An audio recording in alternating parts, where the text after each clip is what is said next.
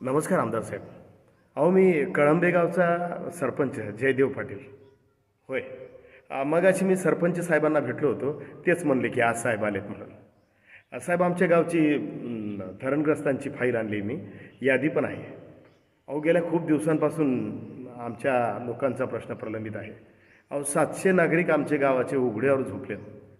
घर नाही, दार नाही, शेतीचा काही ठिकाणा नाही. मात्र ह्यावेळेला धरणग्रस्तांना चांगली जमीन मिळवून द्याल अशी अपेक्षा आहे.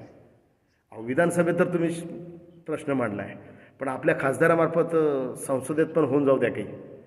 फाईल पुढे गेली म्हणजे आमचा सपोर्ट तुम्हालाच राहील. 20-20 लाख तरी मिळून द्या आमदार साहेब. होय.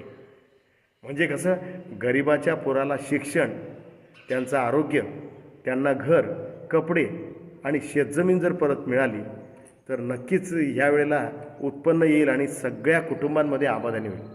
होय होय. तसं मॅनेजर साहेबांजवळ मी फाईल दिलीच आहे. तुम्ही पण त्या फाईलवर एकदा मोहर उमटवली म्हणजे नक्कीच हा शासन दरबारी मार्ग लागेल. आणि जिल्हाधिकारी साहेबांना आम्ही सगळे ग्रामस्थ भेटणार आहोत. होय होय. अहो खूप तुमची मदत होईल साहेब.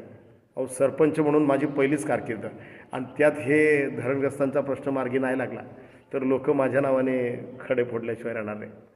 आणि नक्कीच साहेब, तुम्हाला सपोर्ट नाही राहणार मग कोणाला राहणार. तेवढं आमच्या ग्रामपंचायतीचं काम करून द्या, गावकऱ्यांचं काम करून द्या. धन्यवाद.